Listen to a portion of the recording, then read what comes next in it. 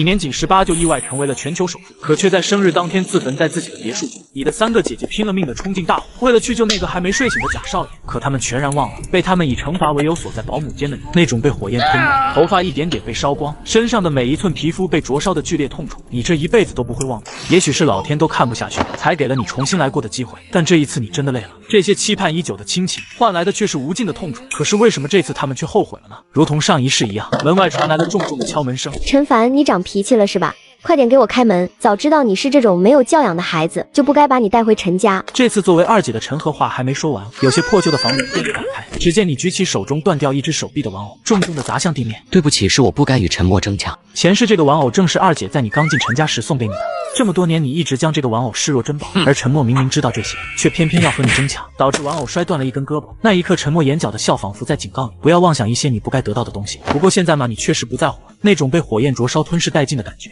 你也不再想体验一遍。此时楼下的几人听到动静，也纷纷上楼查看。当陈凡的父亲陈浩东看到地上的木偶，眉头都忍不住微微皱起，而作为假少爷的陈默瞬间变红了眼眶。对不起，陈凡哥哥，是我不好，你打我骂我都可以，但不要对着姐姐发脾气啊！姐姐也是为了你好才上楼叫你吃饭的。听着这一番茶言茶语，要是放在之前，你一定会被气得半死，但现在却发现是那么的好笑。行了，你一个男人动不动就哭，不觉得恶心吗？还有叫我下楼吃饭，你们有一次等过我吗？真是太可笑了！只要开饭就绝对没有人通知我，无论迟到还是早到，都会被父亲一顿臭骂。陈凡，我看你越来越没大没小了，你弟弟也是为了你好，真不知道明明你才是老娘亲生的，为什么和陈默差的那么多，一点也不让人省心。而你对于这种明晃晃的天性早已司空见惯，你说什么就是什么吧。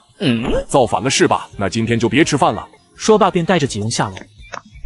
你也不在乎门外面发生了什么，也顾不上饥饿，直接躺在床上倒头就睡。第二天一早，简单洗漱后便出门而去，反正也没人会在意你的存在，还不如早点走，别给这一家人碍眼。但没想到会在大厅碰到正在喝咖啡的大姐陈黄，你本不想搭理，但这时传来一阵清冷的女声：“你要去哪儿？”“去学校。”说罢，你便直接走出陈家别墅，没给陈黄一点反应的机会。这小子今天是不是吃错药了？平时见到都会贴上来跟我甜甜的打招呼，虽然自己从来不理会。走在路上的你，感受着久违的微风，这让你切实的体会到，你真的还活着。原来不在意就不会受伤，伤我最深的人，往往都是最在意的人。我拼命渴望的亲情，在他们眼里或许就是个笑话吧。从今以后，我不会再渴求这些了。来到学校，看着往日淅淅沥沥的同学，感觉是那么美好。随着上课铃声响起，你也回到了自己的班级。今年正好面临高考，前世我将所有心思都放在了家人身上，浪费了我这大好天赋，导致原本名列前茅的成绩一落千丈。这一世我定要你们后悔。此时的陈家，陈浩东一言不发地盯着餐桌，宛如一座将要爆发的火山。陈凡人呐，是不是还没起？这都什么时候了？难道要我们一起等他一个人吗？陈凡哥哥可能还在生陈和姐姐的气，我上去给陈凡哥哥道个歉吧。他已经走了。此话一出，餐桌上顿时安静了一瞬。走了？这么早他去哪里？刘管家。怎么了，老爷？负责接送陈凡的司机是谁？禀告老爷，陈凡少爷一直都是自己走的。自己走？谁让他自己走的？还是说他觉得我们陈家连一个司机都请不起？老爷是您说，小少爷刚回来，不能太高调，所以就……此话一出，陈浩东也沉默了下来。他是想着你刚刚从外面接回来，身上肯定还带着不好的习惯，先不要对外面声张，以免做出什么事情让陈家失了颜面，就暂时没给陈凡配人接送。没想到时间这么快就1年过去了。行了，派一个人接送陈凡，他自己也不知道说，天天自己走向什么样子。是老爷。刘管家自然是答应下来，转身去物色合适的人选。当晚上放学时，一辆豪车便停在你的面前。少爷请上车。一个身穿西装的小伙子连忙下车为你打开车门，而后座上坐着的赫然是二姐陈和。这是怎么回事？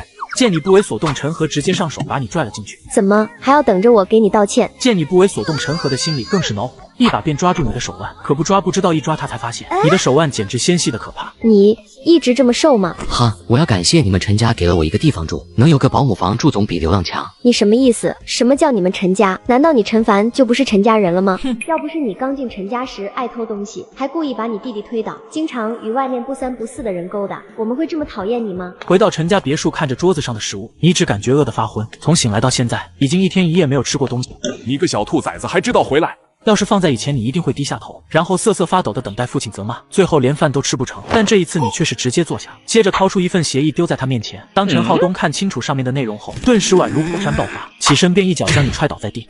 你是想要造反吗？看着父亲将你踹倒在地，众人都慌了，唯有墙角处的陈默暗自窃喜。我说过这一切都会属于我，就算你是亲生的又怎么样？刘慧反应过来时，慌忙的上去抱住躺在地上的你。陈浩东，你干什么？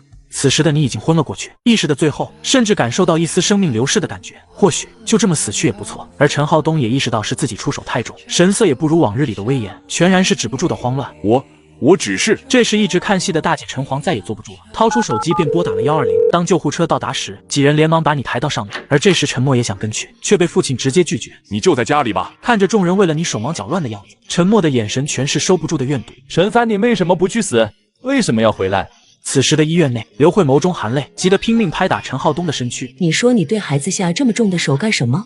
我只是一时上头，主要是这个。说着便将之前你给他的协议递给众人，上面赫然写着几个大字：断绝亲子关系协议书。霎时间众人都陷入了沉默，直到手术室的大门开启，众人才回过神来。你们谁是病人家属？我是他的母亲。小凡没事吧？已经没事了，就是长期的营养不良，导致病人气血不足，身体非常虚弱，加上你们说的摔了一跤胸部受损，回家后注意静养，多补充点营养就没事了。听到医生说没事，刘慧这才松了一口气。那医生，我们现在可以进去了吗？可以，但不要刺激到患者。而陈浩东还想进去，却被陈黄拦住。爸，你就先在门外等着吧。陈浩东也自知理亏，也没有说什么。刘慧看着病床上面的你，眸中也忍不住泛起泪花。小凡，是妈妈对不起你，跟妈妈回家好吗？听到这，你倒是来了兴致。想让我回去？可以啊，把陈默送走我就回去。他霸占了我17年的人生，这不过分吧？陈凡，你别太过分。小莫他没有家人，已经很可怜了，你让他现在离开，他该怎么生活？怎么生活？他都快成年了，难道自己活不下去吗？那我从出生到现在这10几年是怎么活下来的？我一个孤儿都能活下来，他一个快要成年的大男人怎么活不下来？不过是你们的借口罢了。陈凡，不要得寸进尺，若是其余条件都没问题，但唯独这个不行。你对于这个结果早已料到，只不过从一开始还保留了一点点的期望。好，那我们就断绝关系吧。你说什么？你是在威胁我们吗？我说既然你们不愿意把陈默送走，那就断绝关系吧。这时一直在门外的陈浩东再也忍不住了，一把将房门推开。好，从现在开始你就不是陈家的人了。说罢便直接在协议书上签上自己的名字，接着猛地丢在你面前。爽快，那我还得多谢陈先生了。你也是没有丝毫犹豫，直接拿起一旁的笔，在上面签上自己的名字。逆子，很好，我倒要看看没了我们陈家的支持，你该怎么活下去。说罢，陈浩东带着几人准备离去。等等，哼，果然我就知道陈凡不过是虚张声势罢了，一见我们要走就立马坐不住了，这一次可不会那么轻易的原谅你。你们给我的钱我1分都没有花，一共2万，原封不动都在你们给我的卡里。还有这1年来，我在家里没吃过几顿饭，但我还是每天都算上，一天算50块，1年就是1万8，不过分吧？学费你们就交过一次，之前的我学费全靠奖学金与贫困补助，给你们算4000块也不过分吧？放心，欠条你拿着，等我上大学能打工就还给你。当几人回到别墅，陈浩东气得直接砸了一个餐桌上的名贵花瓶。这小子怎么敢的？难道我们陈家有什么对不起他的地方吗？而躲在楼上偷听的陈默却是内心暗喜，这可是你自己作死，可怪不得我。刘管家，带我去那小子的房间，把他的东西都收拾出来。我就不相信这小子离开陈家能生存下去。但他似乎忘了，你从小便是孤儿，这么多年没有依靠陈家，也照样活下来了。刘管家虽说有些不忍，但也只能在内心暗自叹息。而当几人看到你的房间时，却是直接傻眼了。一张简陋的小床，还有一个小衣柜，里面摆放着少得可怜的几件衣服，其余便再无其他。老爷还要收拾吗？同时刘管家内心也为你感到惋惜，这么长时间才得到家人的关注。此时的陈浩东也被震惊到愣在原地，没想到这1年来你会过得如此。收拾什么？我现在要求你们立刻把小凡给我接回来。重生归来，一向对你如洪水猛兽的二姐，竟亲手将你坏掉的玩偶修好，而你却反手扔进了垃圾桶。当众人再次赶到医院时，却发现你早已消失不见。他们也一连找了几天，最后才在学校找到你。陈凡，你说了一下，怎么了，校长？这几个人自称是你的母亲和姐姐，你认识他们吗？校长也知道你从小便是孤儿，所以还带了2个保安跟在身后，生怕这几个人不怀好意。班上的众人也有些好奇地看向门外。哇，这几个人是谁啊？都好漂亮。小凡，你这几天都去哪里了？我不认识你们，请你们离开。既然不认识，还请你们不要乱来，请你们离开。保安，毕竟是陈家不允许你说他是陈家人，所以到现在除了他们谁也不知道你就是陈家走失17年的小少爷。我真的是他的母亲。不要让几人进来。这位陈凡还真是得寸进尺，居然敢说不认识我们。一直没有发话的三姐陈冰一把将脸上的墨镜摘下。陈冰本身的条件就极为不错，加上有了陈家的支撑，在娱乐圈混的是风生水起。行了，我们先回去吧，等明天再来。还要来啊？照我说，就等一段时间，等晾他几天，他就会乖乖回来了。陈黄也是看了眼你教室所在的方向，虽然他对你这个弟弟确实很愧疚，但你曾经偷过他的首饰不假。走啊，大姐，你忘了今天是小莫的生日吗？而教室内你看着几人离去，内心毫无波澜。突然你双眼一黑，接着又是一阵耳鸣，重重的倒在地上。先不要起来，营养不良加低血糖，等输完液回家休养一段时间就好。谢谢医生。完蛋了，看病不知道得花多少钱。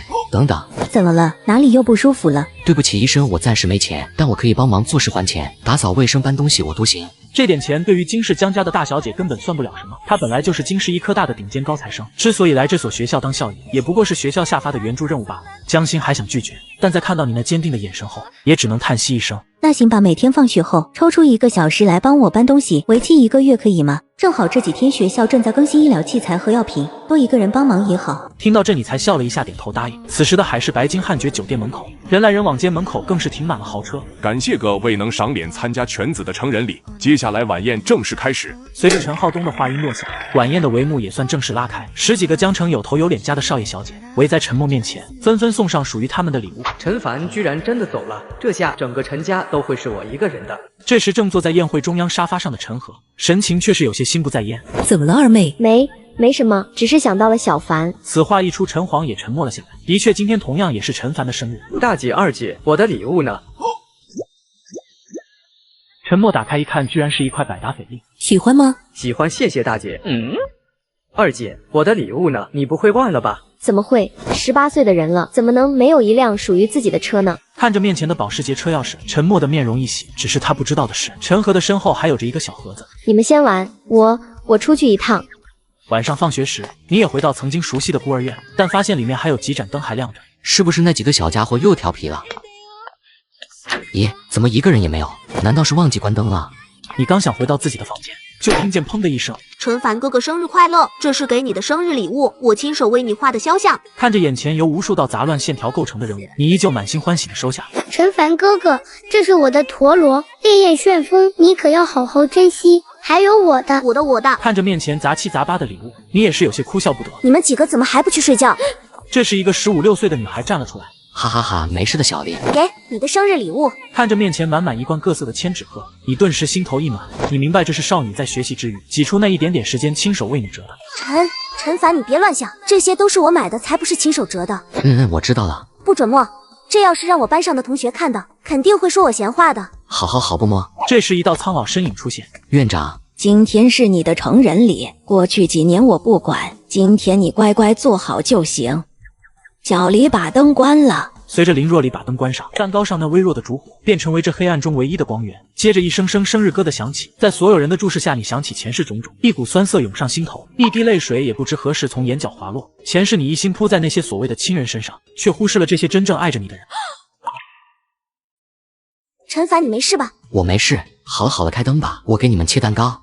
而此时的孤儿院门外，一道人影在不断徘徊。随着脚步声的响起，众人的目光也逐渐落在门口的人影之上。我出去一下。去吧，小黎，你回来。婆婆，我让小凡自己去选吧，他已经长大了，是走是留全看他自己，这是属于陈凡自己的选择。陈小姐，要是没什么事，你就回去吧。我是你二姐。怎么还要我把协议拿给你看看吗？跟我回去吧，只要道个歉，他们不会说什么的。那请陈小姐说说看，我为什么要道歉？我错在哪里了？但是你也不该拿协议威胁我们的，只要你跟父亲好好道个歉，父亲一定会把你接回来的。我不是说了吗？把陈默送走。陈凡，你为什么非要把小莫赶走？你不要太过分了。的确是我太过分了。好了，你走吧。不是，你今天必须给我回去。你特么到底想怎么样？非要老子骂你是吧？此刻就连孤儿院内的林若里都有些惊讶，印象里10几年来，你几乎从来没有爆过粗口。陈和也是愣在原地。对不起。你要是真的对不起我的话，就赶紧走吧。陈和也知道这次你是真的生气了，只好从身后掏出那个小盒子。之前是我不对，不该那么说你，这是给你准备的生日礼物。说罢便将小盒子打开，露出里面完好的木偶。这是我亲手为你拼好的。谢谢你。面对二姐的质疑，陈默的地位受到危机。为了夺走你的少爷身份，竟想让你永远消失。当陈和失魂落魄的回到家中，众人已经在客厅等待多时。我先回去休息了。等等，你弟弟的成人礼，你去哪里了？就连在京市上学的五妹陈婉都被叫了回来。小何到底发生了什么？不要吓妈妈好吗？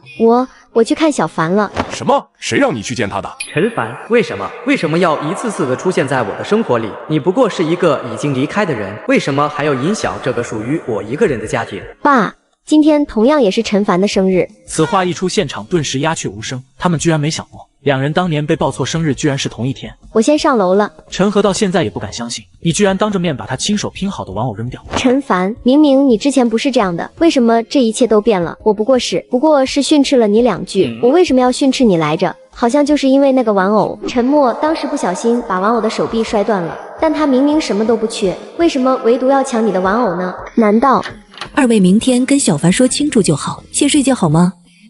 他不会原谅我们了。陈黄见状也只是眉头紧皱，凭什么要得到他的原谅？他不仅偷我首饰，还针对小莫，难道不是事实吗？孤儿院内，你确认所有人都睡下后，这才开始收拾桌子。突然一个想法也在脑海冒出，要不在隔壁的夜市摆个小摊，这样也能多赚点补贴孤儿院。第2天放学，刚走到校门口，才想起要帮校医干活还钱来着。此时江心正有些头疼地看着面前的几个大箱子。江医生，我还以为你不会来呢。陈凡同学这些没问题吧？放心吧，江医生我一个人就行。虽然你销售还有些营养不良，但这些活对于你来说倒真算不上什么，毕竟曾经干过的活比这要累得多。没一会功夫，你就将全部器材全部搬进去。休息一会吧，辛苦你了。就在这时，一道高大的人影出现在医务室的门口。请问江小姐在吗？此话一出，江心原本温和的脸上顿时浮现出一丝不自然。你自然看得出来，笑着说道：“是江医生的追求者对吗？”小小年纪不学好。此时，那精致西装男也推开医务室的大门。江心，我终于找到你了。你怎么来了？我就是想来看看你。那你看完了吧？看完就赶紧走吧。刘宇还想说什么，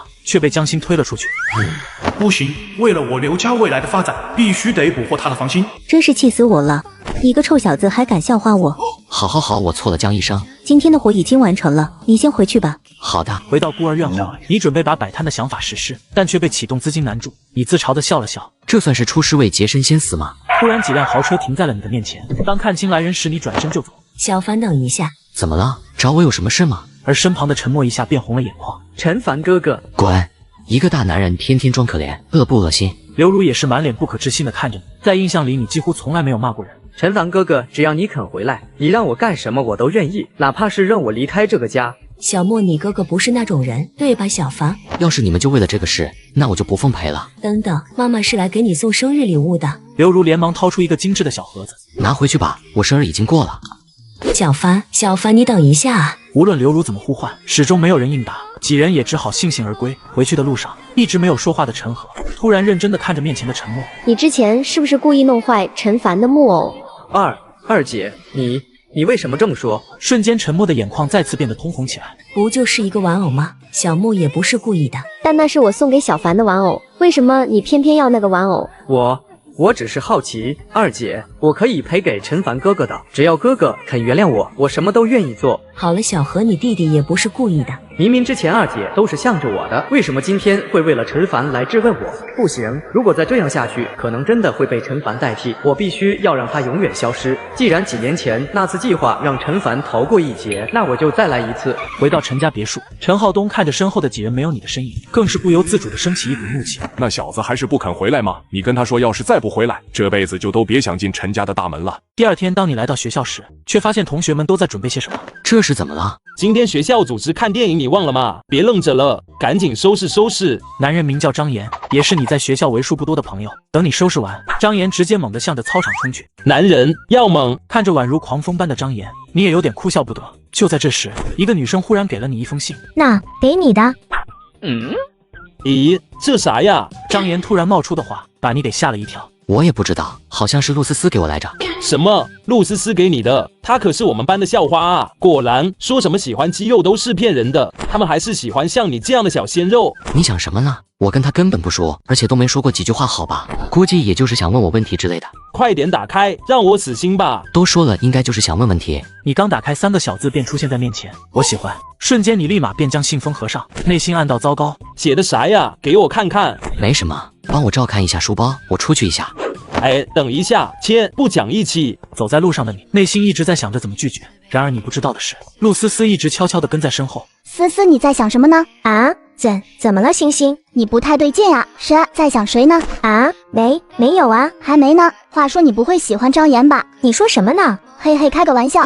咦，谁想我了嘛？哎呀，思思，你就告诉我吧。面对楚心的死缠烂打，陆思思也没有办法了。只能把他之前发生的事一五一十的告诉楚心。什么小点声？你居然写情书，还亲手送给那个人？其实陆思思也不知道哪来的勇气，将那封诉说爱意的信封递到你的手上。但陆思思知道，要是再不抓紧时间，她很有可能就再也没有说出口的机会了。或许你已经早已忘记当年发生的事。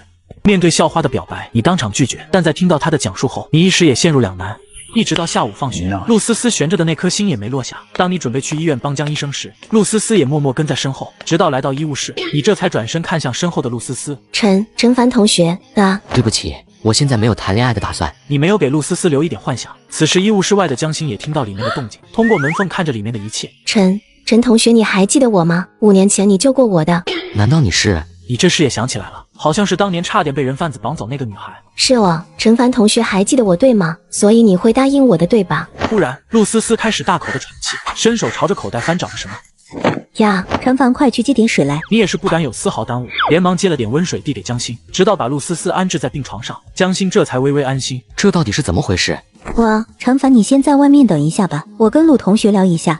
你没想到当年从人贩子手里救下的女孩，如今竟然是同班同学。此时的医务室内，陆思思慢条斯理地将自己的故事讲给江心听。对不起，我是不是很自私？怎么会呢？每个人都有追求爱的权利，这并没有什么错。可是他已经拒绝我了。听到这，江心也不知道该说些什么好。突然，陆思思像是下定某种决心。既然我已经如此自私，那便让我自私到底吧。江医生，能把陈凡同学叫回来吗？可以。陆思思，陈凡，其实我有先天性心脏病，对不起，之前我不该瞒着你的。先天性心脏病？对，我可能活不了多久了。接着，陆思思看着你，说出她这辈子最难以启齿的话：1个月好吗？就1个月的时间，看在我活不了多久的份上。此话一出，就连江心都面露惊讶。求求你了。可以。你看着病床上的陆思思，终究还是点了点头。真的吗？当然，但不过只有1个月的时间。你明白那种渴望被爱的感觉，更明白那种无比期待却又触不可及的痛苦。 1个月就足够了。陆思思连忙起身，用那冰凉苍白的小手拉住你的手。陈凡哥哥，你还记得吗？那时候你就是这么牵着我的，牵着我走了好久好久，这种感觉我这辈子都不会忘却。你感受着手上的冰凉，也是脸色微红，毕竟也是第一次被女生牵手。你们这是专门上门给我喂狗粮来了吗？小心我告诉你们班主任。年轻真好。对了，待会我送你回家吧。说着，你便起身开始给江心干活，而陆思思也想起身帮忙，却被江心拦住。你好好休息就行，这点活累不着你小男友的。就这样，陆思思躺在床上，全程都将目光放在你的身上。干完活的你额头也渗出些许的汗珠，陆思思也十分细心的为你擦拭。好家伙，居然当着我这个校医的面秀恩爱。行了，今天没什么活，你们先回去吧。那我就先走了，明天再过来帮忙。谢谢你，江医生。赶紧走吧，路上注意安全。此时走在路上的两人都没再好意思牵手。陈凡哥哥，我可以每天都跟你一起回家吗？当然可以。你笑着揉了揉陆思思的脑袋。说实话，你现在依旧只是把陆思思当做妹妹看待，现在你真的无法接受任何感情。那周末可以一起约会吗？就在这时，一辆豪车停在你身边。陈凡上来谈谈。顿时你眉头微皱，你记得之前与陈斌说话从来都是无视，今天为什么要来找我？没空。哼。居然主动牵我的手了，好害羞。等等，我跟你说话，你没听见吗？陈凡，我只是想跟你谈谈，难道你连姐姐的话都不听了吗？等我先把思思送回家再说。陈斌看着你身旁的女孩，也并没有说什么。于是你跟与陆思思在前面走，陈斌则是开车在后面慢慢跟着。陈凡哥哥，她真的是你姐姐吗？之前是，现在不是了。好了，前面就是你家了，你先回去吧。好。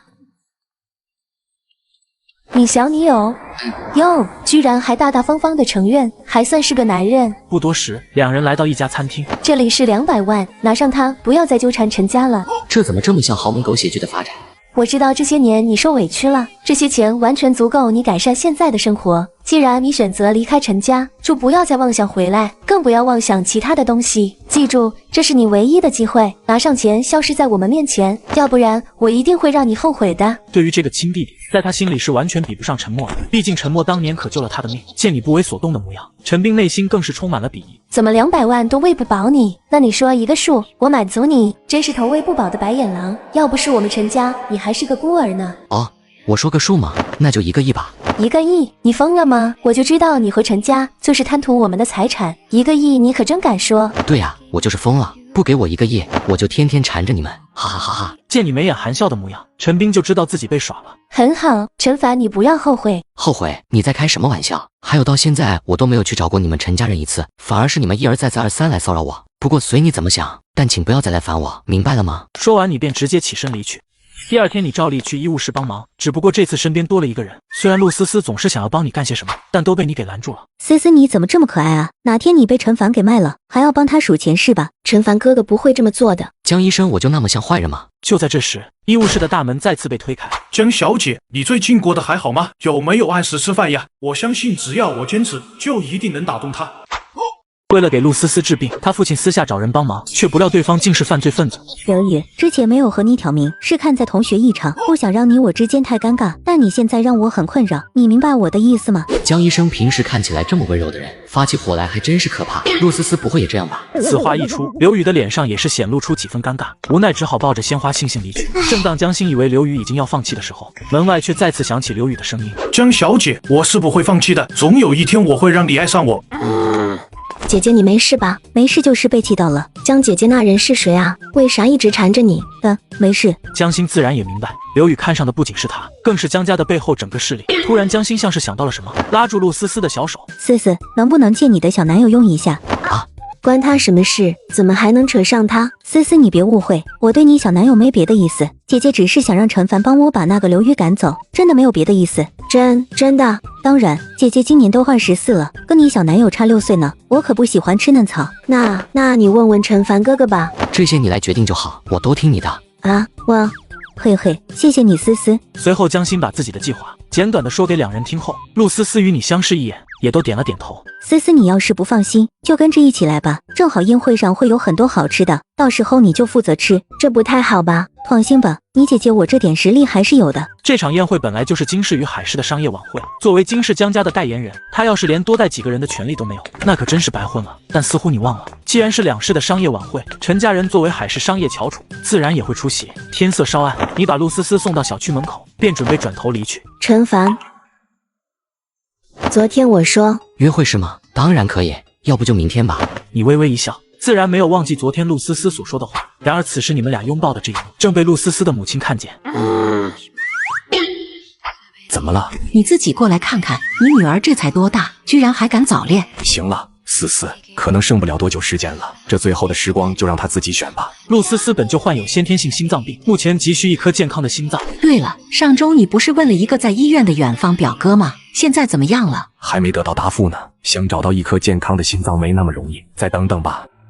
喂，您好，请问是王医生吗？啊，对，你谁呀？我陆健，李医生介绍的，听说你在市里面当主持医生，想请您帮个忙。医生介绍的，说吧，什么事？于是他把女儿患有先天性心脏病的事一一告知。想要一颗健康的心脏啊，没问题，30万，2个月后我发地址给你，记得带上钱和你的女儿，我亲自给她做手术。行，太感谢您了，王医生。将陆思思送回家后，你便也回到了孤儿院。此时一个人影正站在大门边上。陈小姐，你怎么又来了？怎么老是阴魂不散啊？小凡能请姐姐进去坐坐吗？别打扰里面的孩子睡觉，有什么事就在这说。谁知陈和居然再次掏出之前被你扔掉的玩偶。小凡跟姐姐回家好吗？我会跟爸妈以及大姐解释的。解释？你怎么解释？解释你只是一时冲动才断绝关系的，我相信爸妈不会。陈和话还没说完便被你打断。那我偷陈黄首饰，你怎么跟他解释？此话一出，陈和顿时被噎住。那我跟不三不四的人来往，你怎么跟他们解释？我要找人打陈默，你怎么跟他们解释？其实你一直认为这些就是我做的，对不对？他们其实根本没有意识到这些事情根本就没有证据是你做的，但仅凭陈默那3言2语，便直接给你判了死罪。还有前世被烧死那次，被关禁闭也是因为陈默说我跟小太妹早恋来着。那一家人也真是可笑，仅凭一张我与那小太妹的合影就给我定了罪，可我根本不认识那个人，更别说早恋了。小凡就当姐姐求你了，你就服个软不行吗？服软？陈和，难道我服的软还少吗？你们说我是野孩子，说我不懂规矩，说我没个人样，可是这一切不都是你们造成的吗？要不是你们，我怎么会当了16年的孤儿？现在倒好，全成了我的不是。以前在我眼里，亲情比什么都重要，可最后换来的却是什么？偏心与成见。小凡，你别说话。还有陈家刘如嘴上说着一视同仁，可他是怎么做的？害怕陈默这个样子一个人在家太危险，就把我一个人丢在家里，带着你们一起出去旅游。你告诉我，这叫什么狗屁一视同仁？对不起。陈和愣愣地看着手中的木偶，没再说什么。离去的背影满是落寞。看着陈和离去，你这才松了一口气。回到房间后，你满脑子都是想着明天带陆思思去哪里约会，约会什么的对于你来说是一窍不通。要不去问问小若里。怎么了，陈凡哥哥？接着你便将这件事讲给林若里听。滚呐！这小妮子怎么了？是不是在学校被人欺负了？一想到这，你就有些着急的再次敲门。若里，你开门，是不是有人欺负你了？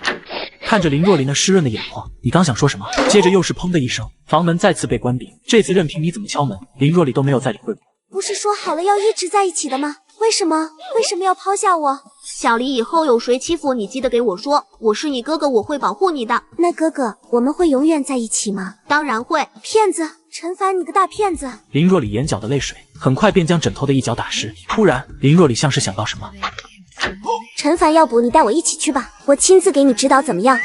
不许拒绝。好好好。你也是生怕再惹林若里这小妮子不高兴。放心吧，我就跟在你们后面，不会打扰你们。我倒要看看那个狐狸精是谁。也行。好，那就这么说定了。第一次和校花约会竟遭遇小混混骚扰，一气之下你直接让他失去右手，却不料他的父母来到警局闹事。很快来到第二天早上，毕竟这是你人生中第一次约会，所以你也是早早来到约好的地点。等多久了？不是说好等我到了再叫你的吗？没多久，就一小会儿。确定？真的。好吧。对了，我那个妹妹。说完，你伸手朝后面指了指。可恶，长得还挺漂亮的嘛。没关系，我觉得妹妹挺可爱的。你觉得没事就好，那我们出发吧。随后你带着他们上了一辆公交车。怎么都不说话呀？好尴尬，找点什么话题聊呢？哎，小妮子，你多重啊？你不会说话就别说话，没人把你当哑巴。听到这话，陆思思也不由得笑了起来。而与此同时，陈黄正在筹备不久之后与金氏商业巨头的晚会。只要这次晚宴能拿到与江家的合作，那么海市的教主将真正的属于我们陈家。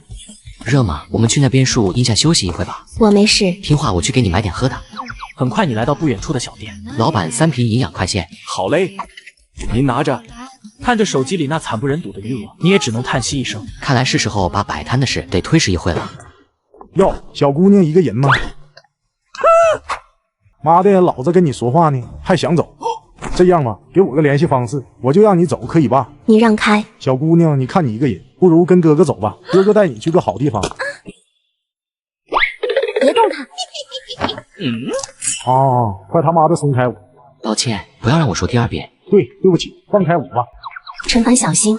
都给老子去死！周边的路人见状也是连忙拨打报警电话。还不肯把刀扔掉吗？陈凡哥哥都怪我，我就是个灾星。傻丫头说什么呢？就在这时，警笛声、急救声相继传来。小妮子，你先回去吧，我估计要晚点才回来。好，你们注意安全。等流程走完，已经是傍晚。不过这件事全程都有监控，加上还有不少热心群众为你作证，哪怕那小青年的父母过来闹，也无济于事。陈凡过来签个字，顺便问一下是否要和解。下一次不要那么冲动，那种败类不值得拉上你们的未来，明白吗？我们知道了。还有要和解吗？对方父母愿意出2万。思思，你来决定吧。我听你的。那就和解吧，但我要跟他们谈一下。行，跟我走吧。思思，你就在这里等我。这我们错了，我们愿意出2万。10万？10万？你怎么不去抢？你们觉得猥亵学生加故意伤害应该判多少年？哦，对了，在公共场所掏刀伤害他人，威胁社会公共安全，应该还能再加点。到时候再找个媒体说你儿子故意伤害学生，你猜网友们会怎么做？这件事还是不要通知媒体了吧。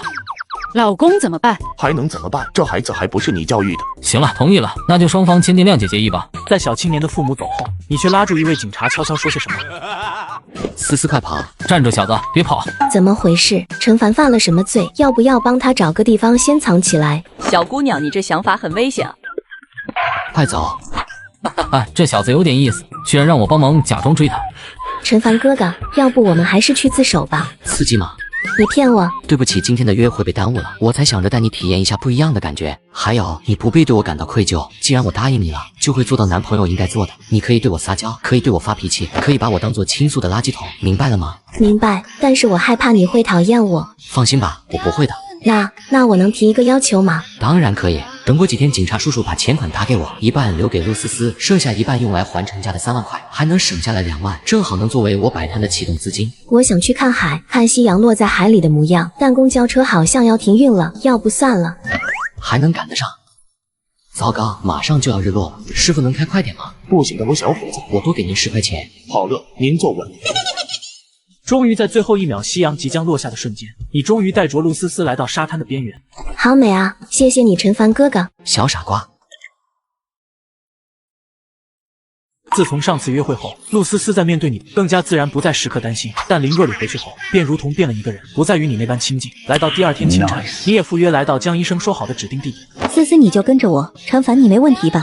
于是当三人出现在晚宴的时候，瞬间便吸引了大批的目光。而此时的陈黄正在2楼的会议厅与陈浩东交谈着什么。这次一定要拿下与江家的合作，只要拿下江家的合作，整个海市我陈家称第2，谁敢称第1？陈浩东雄心壮志地看着面前的企划书，这次是他们陈家飞跃的机会，绝对不能错过。小黄，你对那个江家大小姐江心了解吗？毕竟这次她才是这次宴会的主角。有过了解，她实经是医科大的高材生，最近来到海市的一所学校当校医。校医？哪所学校？好像是2中之前陈凡的学校。提到陈凡2字，两人都瞬间沉默下来。话要不还是让陈凡回来吧。再怎么说，他也是陈家人，要是被外人知道这件事，传出去也对江家的名声不好。我之前给过他机会，可他呢？我说过，只要他不对所有人道歉，他就休想回来。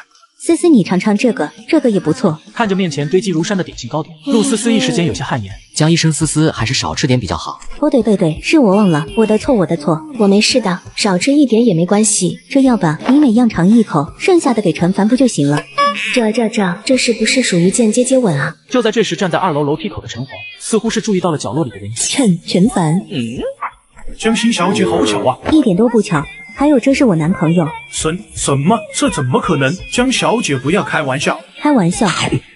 看到没？江心，你们俩是不是年龄之间差距是不是大了些？你管得着吗？我就喜欢嫩的。很好，打扰了。这下以后应该不会来打扰我了吧？谢谢你，思思。没关系的。而此时2楼楼梯口的陈黄在目睹全过程后，更是被震惊到说不出话。这是怎么回事？难道说陈凡被包养了？随着时间的流逝，晚宴也正式开始。陈黄也朝着几人走了过来。哎呦，我这个脑子怎么忘了这种晚宴？陈家人也会出席。江医生，我还有事，就先带着陆思思走了哈。小凡，等等！陈黄连忙出声叫住你们认识？爱不怕江小姐笑话，我这个弟弟有些不懂事。愿闻其详，还请陈小姐多说些，我也想知道一些她的事。江心表现得很感兴趣，这也让陈黄更是有一股势在必得的感觉。对不起了，陈凡，这都是为了陈家。江小姐，我这个弟弟他手脚不干净，还什么？还偷过我的项链，但我也并没责怪他，只是想他能学好。怎么会？没想到陈凡也……这都怪我没教育好他。这怎么能怪你呢，陈小姐？陈凡居然是这种人，太让我失望了。但他再怎么样，也不该与家里断绝关系啊。什么断绝关系？江心这时才明白，你为什么会住在孤儿院，为什么连几百块都拿不出来，甚至要帮他打工还债。没错，家里只是忘了给他配司机，他就……说完，陈黄还低下头去，一副家丑不可外扬的模样。这时，连不远处的陈浩东也对自己这大女儿的表现十分满意。陈浩东，你还真是有一个好女儿。对了，江小姐，这是我们陈氏集团的企划书，还请过目。陈黄瞅准时机，将自己的企划书递给江心。他也认为这次合作几经是势在必得，但就在陈黄信心满满的时候，江心却没有伸手去接。怎么了，江心小姐？陈小姐，为什么我眼中的陈凡和你口中的那个人不一样呢？你说他手脚不干净，偷你的项链，对吗？这件事我们以后再说。可是他之前为了还几百块，甘愿在我这里打1个月的杂工。你觉得他会偷你的项链吗？你说他因为家里没给他配司机，便与家里人断绝关系，对吗？可是他会为了我的一个善举，便答应来这里帮我，哪怕只是一点点的恩情，他都愿意倾尽所有去偿还。你现在还觉得他会因为一个司机便与你们断绝关系吗？这些事我一个外人都能看得清，更何况作为家人的你们。陈黄小姐，我看两家之间属实是没有必要合作了。说完，江心直接转身离去。江小姐，等一下，陈凡他最近好吗？这就要问你自己了。怎么回事？江心小姐为什么走了？我有点累，先回去了。她现在只想回去调查当年的真相。当年你是否真的偷了她的首饰项链？你给我回来！陈和经常把自己锁在房间，说是在构思一幅画作，而陈黄更是寻找出几年前的监控，开始一帧一帧的寻找真相。或许在他的心里，也不相信当年的事是陈默诬陷陈凡的。陈斌也是时不时就往外跑，说是去找什么人，一去就是一整天，有时候连上节目都会推掉。看着餐桌上只剩下陈浩东与刘如两人，为什么这个家在他走后会发生这么大的变化？原本疼爱我的大姐，现在居然着手去调查当年的真相。但好在我几经提前买通之前的保姆，那段监控早就被销毁。还有二姐陈和居然会为了一个破木偶，整天把自己关在房间，还怀疑我。怎么了，小莫？没事吗？我就是在想陈凡哥哥，想他做什么？正在楼上查看监控的陈黄也发现了一丝不对。为了支持你创业，江心竟拿出10万让你随便挥霍。哇，为什么这段时间的监控缺失了？当年的监控是谁管的？为什么少了一段？此话一出，陈默瞬间被吓了一跳。没想到大姐居然真的开始调查当年的真相，甚至几经找到这段疑点。监控之前的保姆管的，你看那个干什么？离职了是吗？我知道了。突然，陈黄看着一旁的陈默，小莫，你还记得当年你向我要过我房间的钥匙吗？大姐，你是怀疑我吗？我说了，只要哥哥回来，我愿意离开这个家。小莫，我不是。够了！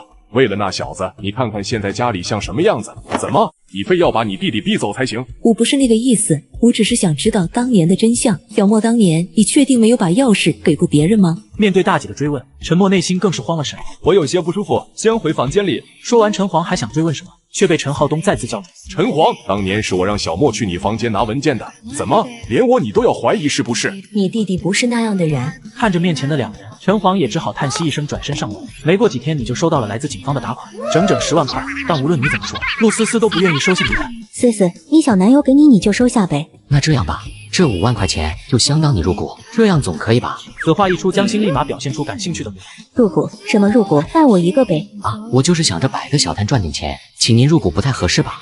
摆摊怎么了？多的是人靠摆摊发家呢。可以是可以，不过可能……哎呀，别废话了，我出100，10万怎么样？10万，江医生你就不怕赔了吗？没事没事，到时候要是赔了，你的思思就是我的了。江小姐，你说什么呢？哟，你脸红了，那就这么定了，到时候你带我去，我给你出谋划策。于是3人便一同前往不远处的海事部行记。对了，陈凡，你准备卖什么东西呢？说实话，现在能挣钱的生意早就被别人做了，我也不是以此为主业，所以很难竞争过这些老油条。听着你的话，江心也是点了点头。没想到你一个初出茅庐的小子，居然对自己的定位如此清晰。突然一道身影快速向着几人冲来，滚开，快滚开！一个染着黄毛的小青眼看就要撞上陆思思，你连忙将陆思思拉到身后，而随即出现一个拿着扫帚的少女出现在几人面前。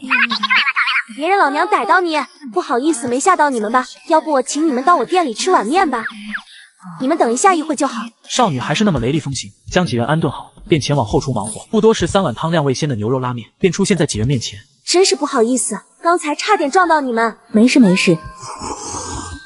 你是不是没放盐？你此话一出，几人皆是面面相觑，一时之间气氛相当尴尬。不好意思，我给忘记了，我这就去给你们换一碗。话说这里的位置虽然说不上好，但也绝对不差，为什么没人呢？江心暗自思索，而你自然也是看出一些问题。按理说厨师怎么可能会忘记放盐？除非刚才的姑娘不是专业的。你觉得这里怎么样？就在这时，3道身影出现在店内。周若云，你给我出来！一看面前的3人就是来找事的。正当你准备悄悄报警的时候，周若云已经听到动静从后厨出来，而她的手上还提着一把明晃晃的菜刀。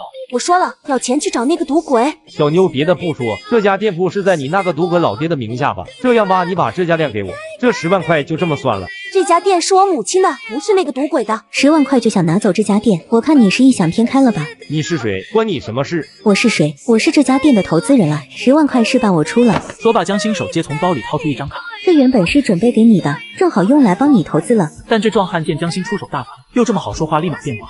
不是10万，是100万。此话一出，就连壮汉身后的小弟都面面相觑。这可是100万呐！就连壮汉的额头都冒起冷汗，他其实也慌得一批。老娘先把你剁了！周小姐冷静，你们知不知道法律不承认赌博所欠下的钱款及交易？你说什么？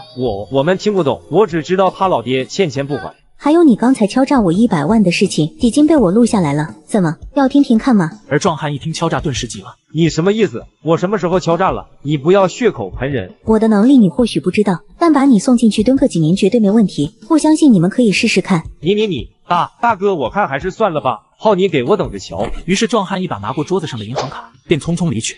这位小姐，我叫我江心就好。江小姐，这家店1年的利润可能都没有10万。周小姐，你觉得为什么你的店里没有客人呢？此话一出，周若云也是小脸一红。是之前那帮人捣乱。还有呢？还有，我其实不太会煮面。这样嘛，我知道了。你微微深思片刻，终究还是决定试一试。这样吧，我去后厨试一试。什么意思？陈凡还会煮面？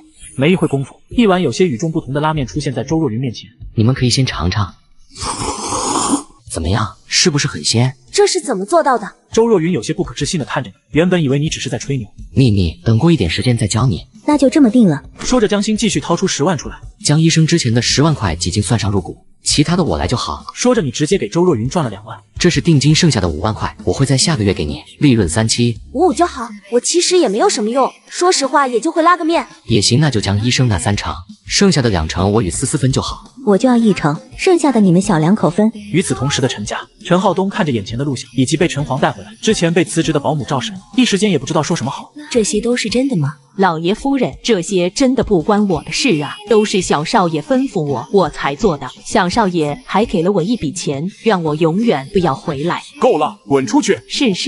赵婶也是连忙心惊胆战的离开。生怕下一秒怒火便会降临在他的头上。而调查出真相的陈黄也是如遭雷击，他没想到一向疼爱的弟弟居然会做出这种事。沉默人呢？让他回来见我。沉默少爷他去同学家里，说要明天才回来，打电话让他给我滚回来。正当陈黄准备给打电话的时候，却被刘如给阻止了。花儿，小莫可能只是一时糊涂。妈，都什么时候了，你还在偏袒他？我只是不想让小莫难过，他已经没有父母了。要是我们在……行了，这件事先不要再提了，先把陈凡接回来吧。爸，这怎么行？最起码要当着陈默的面说清楚才行，怎么能就这么算了？那你说怎么办？我们刚给小莫办了成人礼，这件事如果传出去，我们陈家的面子往哪搁？此话一出，陈黄也是沉默下来。先把小凡接回来，剩下的事以后再说，明白了吗？没办法，陈黄也只能失魂落魄的点了点头，接着转身回到自己的房间。一直到第二天下午放学，你也来到了陈家大门，准备把这3万块钱还给他。自此，我将与陈家彻底断绝联系，两者互不相欠。小少爷，你可算回来了。刘管家有些激动地看着你，他之前一直很同情你的遭遇，虽然不能在明面上为你说话，但背地里还是十分照顾你的。刘爷爷最近还好吗？对了，不用叫我少爷，我早就不是陈家人了。小少爷别开玩笑了，老爷当时也不过是一时冲动罢了。刘管家也是连忙岔开话题，带着你来到江家别墅大厅，而此时陈浩东也正坐在客厅看着报纸。老娘，小少爷回来了。你回来了，先坐吧，我去叫你母亲和姐姐下来。听到这些话的瞬间，你也是一愣，怀疑他是不是听错了，这还是那个陈浩东吗？可以，正好当着所有人的面把话说清楚，也省得他们再来打扰我。很快，陈家的核心人员也已经到齐了。小凡，你终于回来了，晚上妈妈带你去吃好吃的。不用了，我来是有事给你们说，说完就走。为什么要走？就当妈妈求求你，你留下来好吗？陈凡，既然你非要来打扰我的生活，那就别怪我了。既然人都到齐了，那我就一件件说。小凡，之前是姐姐错了，你原谅姐姐好吗？为了能尽快把话说完离开，你也是同意了他的请求。行，原谅你行吧。我来呢是想和你们说，小凡啊，这二中终究还是比不上海高。过几天我安排你去海高上学吧。我真服了，就不能先让我把话说完吗？不用了，二中挺好的。你从小就是个孤儿，在被富豪老爹找到，并要求你继承100亿资产时，你却是当场拒绝。小凡，之前是姐姐错了，你原谅姐姐好吗？求求你把这个收下吧。行，给我吧。陈黄见状也想对你说些什么，却被你直接打断。好了，先吃饭吧，有什么话之后再说。早点吃完，早点把钱还给陈家，到时候两不相欠。小凡，你这几天过得还好吗？好得很，睡得香，吃得饱。你没见我多胖吗？这些天你可谓是过得十分舒心，再也不用面对陈家人无休止的刁难，舒服得很好吧？小凡啊，你真的不想去海高上学吗？我可以托人把你带进去。陈浩东刚说完话，就听见啪的一声，原来是陈默一不小心用力过猛，把筷子给折了。不好意思，我去一趟卫生间。说完，陈默便匆匆离开座位。我说过了，我不去海高上学，就算我要去，也不需要你们的帮助，能明白吗？小发，这二中与海高的差距可是不小，以你的成绩，怕是……成绩这不用你操心，要不还是听你爸的吧。在刘慧的印象里，你的成绩好像一直都是垫底的来着。是不是你好儿子陈默说我成绩垫底啊？你一眼就看穿刘慧的心思，我就知道肯定是陈默那小子搞的鬼。不过这也不能全怪他，哪有父母从来不关心自己亲生儿子成绩的？别人说什么就是什么，之前从来不管问都不问，现在关心是不是太晚了？刘慧一时间也是哑口无言，她对你的成绩好像从来都是从陈默口中得知的。我上一次模拟考试海试前200，应该不比你儿子陈默差吧？此话一出，陈浩东也是惊讶不已。这怎么可能？二中与海高的差距还是很大，全市前100基本上全被海高包圆了。小凡，你不会在骗我们吧？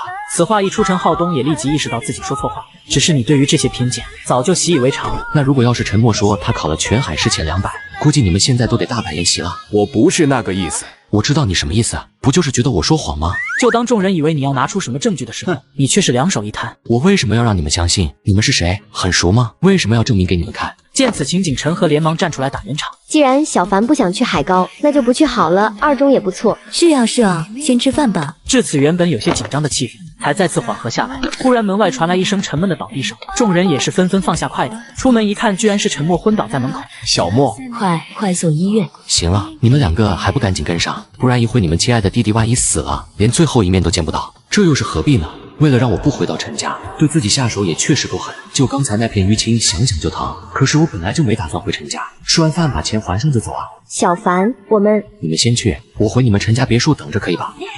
那就这么说定了，你一定要等姐姐回来。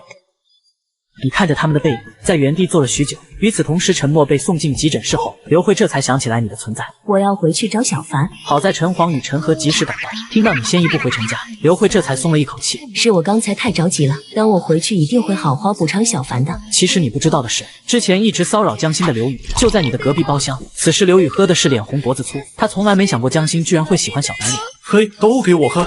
大哥，要不歇一会儿吧，咱们吃点菜先。为什么要抛弃我？此话一出，两个小老弟也是面面相觑。不是，刘宇这种超级富二代不会再当舔狗吧？这可不行的啊！两兄弟对视一眼，也是点了点头。大哥，能跟我们哥俩说说吗？我们哥俩也想学习学习。见两个小老弟主动问他，而且他现在也是醉酒状态，自然是知无不言，言无不尽。他居然跟一个小他6岁的小白脸好上了，老子哪点比不上那个小白脸？此话一出，有些微胖的小老弟也是一惊。什么意思？老牛吃嫩草，大哥有没有可能？他们只是在演你。不可能，绝对不可能！江心他有洁癖。见自己大哥又开始猛灌，两个小老弟实在没有办法，只能先把刘宇拖出去。干什么？放开我，我还要喝！一直到天桥边上，被有些凉爽的晚风一吹，刘宇这才清醒些许。大哥，咱们不能让那小子再这么嚣张下去，咱们得想想办法呀。对，必须要给那小子好看。他妈的，居然敢跟老子抢女人，活腻味了！大哥，你说那小子有没有可能还是学生？学生？刘宇仔细回想起当时的情景，突然，刘宇一瞬间像是想到了什么。我想起来了，他就是江心学校的学生，我见过他。随着刘宇的大喊大叫，也引起了路人的侧目，但他现在自然是不会在意这些。当时我去学校医务室找江心的时候，那小子就在江心身边，怪不得江心会一直拒绝我，原来是早就跟别人好上了。大哥，振作起来啊！我想到办法了。此话一出，刘宇也是瞬间来了精神。眼前这个男人明明是个超级富豪，却一直恳求这个少年当他儿子，到底是什么让他如此卑微呢？什么办法？快说！大哥，你想，既然江心小姐是学校的校医，而那小子是学校的学生，你觉得学校会允许这种关系的存在吗？是啊，学校怎么可能会同意他们在一起？刘宇听闻更加兴奋，我怎么就没想到呢？我们先举报给学校，他们必定会顶不住学校的压力分开。到时候江心小姐一伤心，大哥你的机会不就来了吗？不得不说，这瘦高小老弟还真是个人才。可是我追了江心那么久都没有成功。大哥，你听过英雄就美吗？自古美人爱英雄。到时候我和大壮假扮混混去欺负江心小姐，大哥您再出现救下江心小姐，这事不就成了吗？听完高瘦小老弟的讲解，刘宇更加兴奋了。好，到时候成功，奖励少不了你们的。此话一出，两个小老弟也是喜出望外。那么现在，嘿嘿。刘宇直接打电话给他在海市的人脉，让他帮忙找出江心学校校长的电话。看着手机里的号码，刘宇毫不犹豫地打了过去。喂，是二中校长吗？我要举报。此时你也回到了陈家别墅，刘管家也是早早在门口等待，但看见你一个人打车回来，也是有些疑惑。小少爷，您怎么一个人回来了？老爷夫人呢？正在医院陪他们的好儿子陈默呢。今天是陈凡少爷回家的日子，再怎么样也该留一个人陪着小少爷才是。那小少爷您等一下，我去跟您收拾房间。可刘管家刚要转身，却被你给拉住。刘爷爷，不用麻烦了，我不会留在这里的。小少爷，先带我进去吧，我会等他们回来，把一些话说清楚。对了，刘爷爷，我也能进我自己的房间看他吗？当然可以，少爷请跟我来。打开房间的瞬间，一股酸涩感涌上心头，一切都是老样子，还是那张有些简陋的小床，课桌上依旧摆放着那些小物件。不过让你没想到的是，之前陈黄送给你的盆栽，居然还是那么郁郁葱葱，很显然是有人照顾。难道是陈黄？突然你看到了桌子上的相框，相框里面唯一的一张照片，是你当时回到陈家时，刘管家用手机帮你们照的一张合影。你轻轻擦去相框表面的灰尘，看着当年相框里的自己，也不由得微微一笑。早已物是人非，之前那个贪恋亲情的陈凡，早就死在前世的大火里。看着相片里的一家人，你也是满意的点了点头。没有了我，这一家子应该会过得很开心吧？这样也不会再来打扰我的生活，从此陌路相逢而不识。这时你拿出刚才陈和还给你的木偶，先是被陈默摔断一条胳膊，又被你直接砸碎，所以哪怕陈和十分认真的修复，依旧掩盖不了木偶身上的斑驳裂纹。何必呢？你想了想，还是将木偶摆正放在桌子上。就把你留在这吧，留在你身边只不过徒增念想罢了，还不如就放在这与这些盆栽相框留在一起。再见了。一直到凌晨，他们一家人才从医院赶回来。对不起小凡，刚刚是妈妈太着急，才把你给忘了。妈妈现在就给你收拾房间。不用了，我一会就走。小凡，你不是说回家等我们的吗？为什么还要走？是啊，我只是说等你们回来，没说我要住在陈家吧。小凡，我知道你还在怨恨妈妈，可是你弟弟他跟陈默没有关系。这时父亲陈浩东也站出来说话。小凡，之前是父亲对不起你，只要你愿意回来，我会立马向外界公布你是我们陈家少爷的身份。陈先生，你不觉得这些事是你早就应该做的吗？可是陈家是怎么做的呢？把我说成保姆家的孩子，难道陈家那所谓的名声就这么重要吗？陈凡，你不要得寸进尺，这小子居然还在叫我陈先生，怎么？难道你真的想脱离这个家？老陈，刘慧也是连忙上前拦住即将爆发的陈浩东。你看，明明是你的错，现在搞得好像我才是罪人一样。我有什么错？没有陈家，哪有你臭小子的现在？这些年来，我将全部的心血都倾注在陈家，我绝不允许有人破坏陈家的名声，哪怕是我自己也不行。是吗？那你又何尝知道我这16年是怎么过来的？这16年，我从来没有依靠过你们陈家。我走，你们难道不应该高兴吗？小凡，你在说什么？你走了，我们怎么会高兴？我走了，你们的好儿子、好弟弟陈默，不就再也用担心你们会把他赶走吗？小莫他不是。刘慧还想说什么，却被你直接打断。我知道陈默他那么善良，怎么会贪心这些呢？对吧？妈妈不是这个意思。好了，这里是之前欠你们的3万块钱，你们要数数吗？当你从包里掏出3万块钱放到他们面前时，众人也是面面相觑，一时间静默无语。陈黄更是一惊。小凡，你这些钱是哪里来的？陈黄害怕你是真的被那个江心给包养了。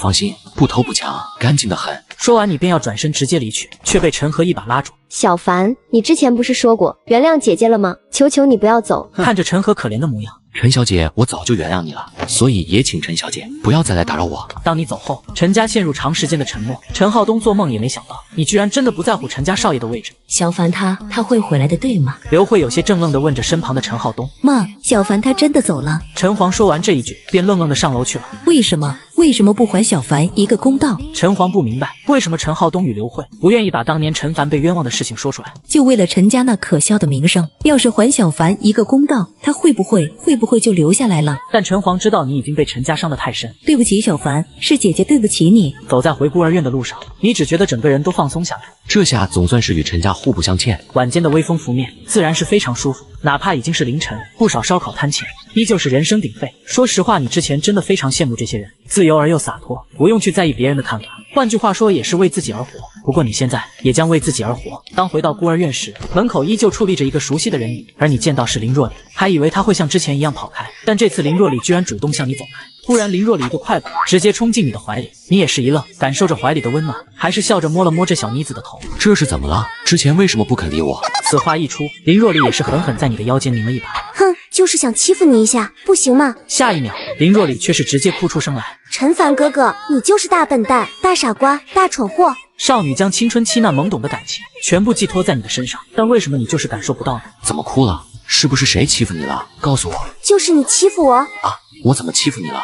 反正就是你，管那么多干什么？好，我错了，行了吧，大小姐。哼，这还差不多。随即林若里又再次报警，这一次她是以妹妹的身份与你认真对话。陆思思是个好女孩，你可不准欺负人家，听到了吗？说完，林若里转身回自己的房间。你看着这小妮子的背影，也是微微一笑，这或许就是刀子嘴豆腐心。第二天一大早，你刚到学校就被校门口的校长带走了，你自然是一脸懵逼。校长您老人家怎么有时间来找我？